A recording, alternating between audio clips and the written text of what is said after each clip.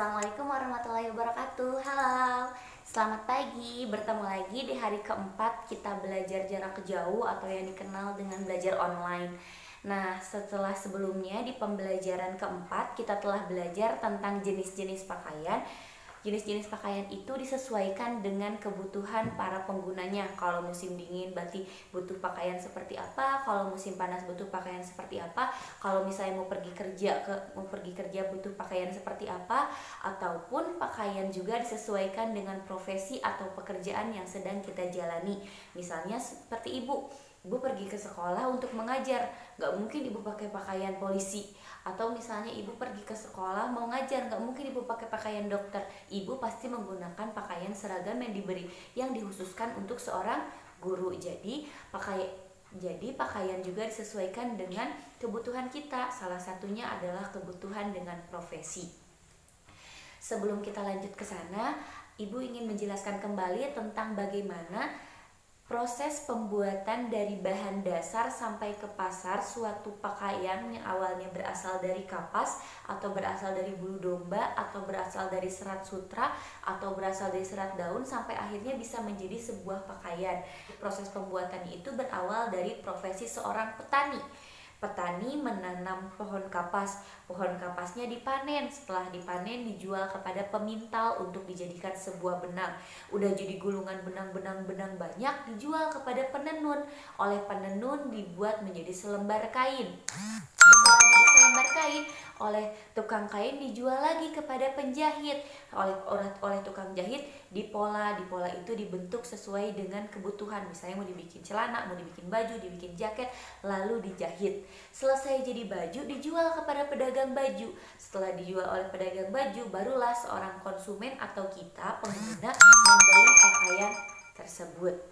Jangan sampai tertukar antara pemintal dan penenun. Pemintal adalah orang yang mengubah serat kapas menjadi benang, sedangkan penenun adalah orang yang membuat gulungan benang menjadi selembar kain. Jadi dari satu proses pembuatan baju saja kita dapat menemukan berbagai macam profesi, dimulai dari orang yang menghasilkan serat kapas yaitu petani, terus pemintal orang yang mengubah serat kapas menjadi benang, lalu penenun orang yang mengubah gulungan benang menjadi kain, penjahit orang yang merubah kain menjadi celana atau baju atau pakaian lainnya, lalu pedagang. Ada 5 profesi yang kita ketemukan walau hanya dari satu proses pembuatan baju saja. Ternyata setiap pekerjaan yang ada di sekeliling kita itu memberikan kemudahan kepada kita.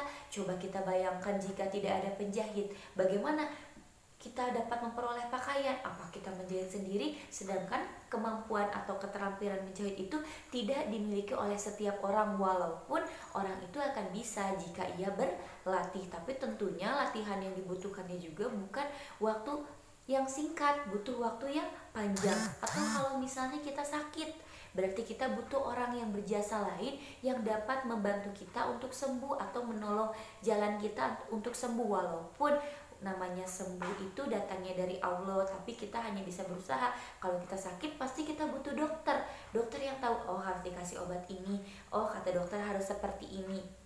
Dengan adanya keberagaman pekerjaan, hidup kita menjadi lebih mudah. Karena itu kita harus bersyukur kepada Allah Subhanahu wa Ta'ala, berbuat baik kepada setiap orang, saling menghormati dan saling menghargai. Jadi jangan sampai kita membeda-bedakan orang. Jangan misalnya, aku ini seorang dokter, aku gak mau temenan sama misalnya petani, aku gak mau temenan sama tukang kebun, aku gak mau temenan sama tukang beca.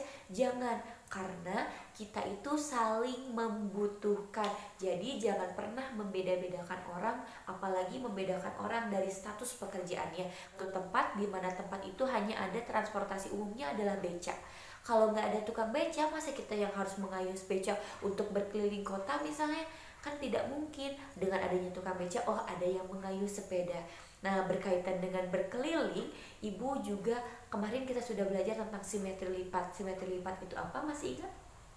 Simetri lipat adalah jumlah lipatan yang dapat dibuat dari sebuah bangun datar, tapi lipatannya itu harus simetris. Artinya sisi saling bertemu dapat membagi dua bangun datar dengan sama besar dan memiliki sumbu simetri. Berkaitan dengan putar-putar beca, kalau misalnya segitiga sama kaki itu punya berapa simetri putar? Wah, materi baru nih. Simetri putar itu apa? Simetri putar itu adalah banyaknya bayang-bayang bangun datar yang mampu dihasilkan dalam kurang dari satu putaran atau satu putaran penuh.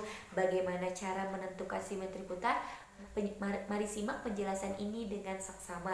Kalau misalkan kalian ternyata nanti belum mengerti, kalian boleh langsung WhatsApp ibu, nanti ibu akan jelaskan lewat video call.